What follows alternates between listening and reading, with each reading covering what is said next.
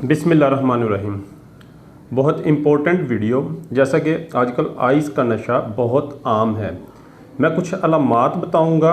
ये ऐसी 10 अलामात हैं जिससे आप अपने किसी भी प्यारे या वालिदैन अपनी औलाद को अपने रिलेटिव में से या आप अपने किसी कज़न को खुदा न खास्ता जिस पे आपको शक हो कि ये कहीं आइस के नशे में मुब्तला तो नहीं, आप ये 10 अलामात से उस शख्स को असेस कर सकते हैं आया कि ये आइस के नशे का एडिक्टेड तो नहीं। नंबर 1 पे है ज़ाहरी हालत, फ़िज़िकल अपीयरेंस।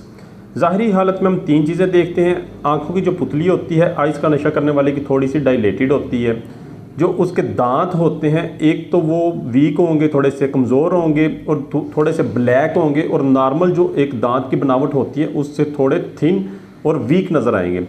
और फिज़िकल अपीयरेंस में जो तीसरा पॉइंट है उसमें है स्किन। आइस का नशा करने वाले इंसान की स्किन पे आपको धब्बे और छाले टाइप उसके चेहरे पे या बाकी पूरी बॉडी की स्किन पे ये अलामत नज़र आ सकती है। नंबर 1 था फिज़िकल अपीयरेंस। नंबर 2 पे है वो बहुत रैपिड, बहुत एक्टिव मतलब रिस्पॉन्स करता है। आप उससे कभी भी कोई बात करेंगे तो वो आपको बहुत अलर्ट होके उसका जवाब देगा।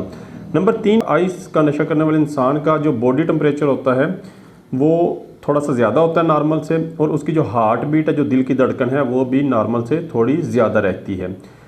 नंबर 4 पे ये है कि खाने की रूटीन है वो थोड़ा कम खाएगा, और दूसरा ये है कि वक्त के साथ उसका आपको वज़न भी कम होता नज़र आएगा।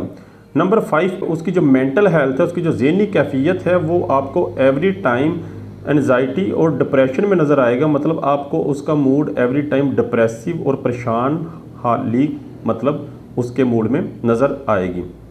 नंबर 6 पे ये है कि उसका जो बिहेवियर है वो झगड़ालू होगा, मतलब अग्रेसिव होगा। उसके बिहेवियर से आपको नाराज़गी की अलामात नज़र आ रही होंगी।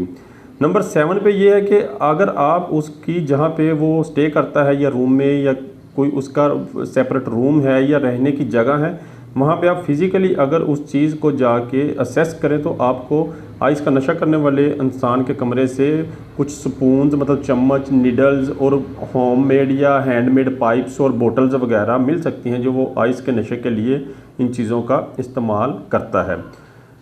नंबर 8 पे ये है, एक होता है वर्ड ट्वीकिंग। ट्वीकिंग में ये होता है कि एक तो आइस का नशा करने वाला इंसान इस चीज़ की शिकायत करेगा कि उसको अपने जिस्म में स्किन के नीचे से कीड़ियाँ चलती हैं, कुछ ऐसी सेंसेशन फील होती है। वो अनएबल टू स्लीप प्रॉपर, वो नींद पूरी नहीं करेगा। इवन वो 1 दिन से लेके 3 दिन तक मतलब 24 घंटे से लेकर 72 घंटे तक मुसलसल जाग सकता है। रियलिटी से वो बहुत दूर होगा, हकीकत को वो तस्लीम नहीं करेगा। अपनी ही उसकी इमेजिनेशन होती है। जिस शख्स को वो अपने लिए सेफ़ समझता है वो उसने खुद इमेजिन किया होता है, जिसको वो समझता है मेरे लिए नुकसानदेह है वो भी उसने अपने जहन में खुद असेस किया होता है। सेल्फ हार्म, वो अपने आप को नुकसान दे सकता है, खुद को वो नुकसान दे सकता है, दूसरों को भी वो नुकसान दे सकता है जी। नंबर 9 पे है क्रैश फेज। क्रैश फेज ये होती है जिसमें आइस का एडिक्टेड पर्सन 3 दिन तक, 1 दिन से लेकर 3 दिन तक, 24 घंटे से लेकर 72 घंटे तक मुसलसल सो सकता है। जो नंबर 10 है आखिरी इसकी जो अलामत है वो ये है, अगर आप अपनी सुपरविजन में रखते हैं, मतलब उस शख्स के आसपास रहना शुरू कर देते हैं, 2-4 दिन के लिए उसको ऑब्ज़र्व करते हैं और उसको आपके सामने वो आइस का नशा नहीं कर सकता, तो उसमें विदड्रॉल सिम्टम मतलब नशा छोड़ने की जो अलामात होती हैं वो सामने आना शुरू हो जाएंगी, जिनमें फटीग और हेडेक और मतलब मूड स्विंग, कभी वो मतलब खुश और कभी डिप्रेसिव, ये अलामात उसमें आना शुरू हो जाएंगी, जिससे आप फर्दर आगे इन्वेस्टिगेशन करके इस चीज़ की तसल्ली कर सकते हैं आया कि वो आइस के नशे में मुब्तला तो नहीं। Thank you.